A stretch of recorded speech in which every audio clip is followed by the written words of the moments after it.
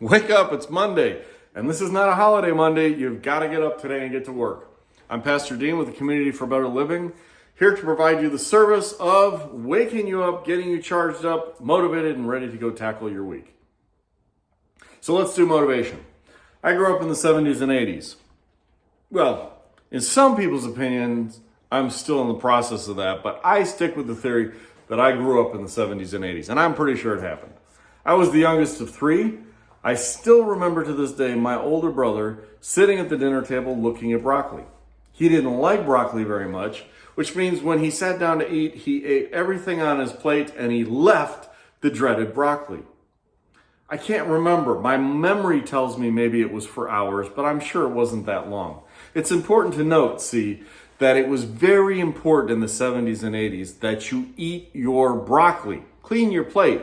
And the reason was because there were starving children in China, so we had to eat it all. I felt bad for him, but not that bad, because while he was looking at his broccoli, I got to go play. And did I mention that I was the youngest of three? Yeah, so here's what happens.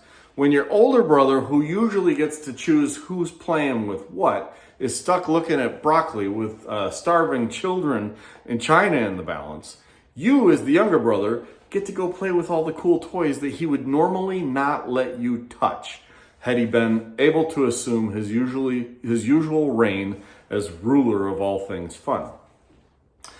And I also learned a very other valuable lesson, other than the idea that I like to go play with my toys or could play with whatever I wanted to. I learned the lesson that when mom puts something on the plate in front of you with starving children in the balance, you better eat what you don't like first. And so while I don't mind broccoli at all, I am really not a fan of peas. But when my mom would serve me peas, I would gobble down my peas quick so that I never got stuck with starving children somewhere in the world, China specifically, looking at peas that I just didn't want to eat. Did you know that broccoli and peas don't get better the longer they sit on a plate? It just doesn't work well that way. Anyway, this became such a thing for me in my life that I would eat those peas first. It stuck with me to the point where, should I say it? Yeah. If you saw me today sit down to eat a plate of food, you would see me sample everything on the plate and then start with what I like least and work my way to what I like the most. Even if I liked everything on my plate, I still would rank everything and eat it that way. It just worked. In fact, when my wife today gives me peas, which she does too often, I usually try to get them down before we could even say the blessing. Do you understand that? It's because in this life, I think there's some things that I'm not thankful for. And let's not fool ourselves. Peas got to be somewhere on that list.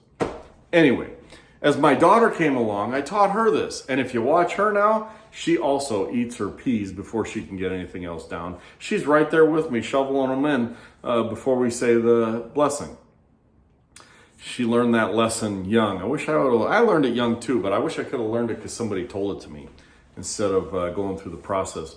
Anyway, when she started school, she found that she didn't like math very much. That might be me. Was that my fault? That could be my fault. I don't like math very much either, so I don't blame her. But I told her, peas are a metaphor for the things you don't like in life, and you know what to do with peas.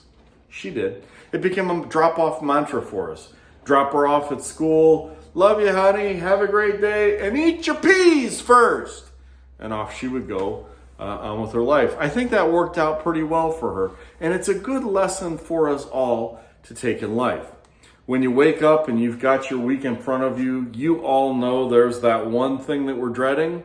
It's so easy in this life to put that thing off till last. But what happens when you put it off till last is it saps the joy out of everything else you do up to that point. If you get that off your plate early, while you're young and fresh in the day, in the week, whatever it is, you can tackle it while you've got some motivation and energy, and then look forward to the things that you want to do as they come along later in the week. And I can tell you this honestly, you will never find yourself at the end of a day or week staring down that devastating plate of peas, broccoli, or whatever gets you while everyone else is out playing with all the cool toys. That's what I have for you today. Look out for our Wellness Wednesday drop. Those have been great. The last week was actually Friday, so if you didn't catch it, go back and look for it. It's out there. This is a Food Bank Thursday, so you're welcome to come join us at the center. It will be a blessing, I guarantee you, and we'll charge you up like we talked about last week.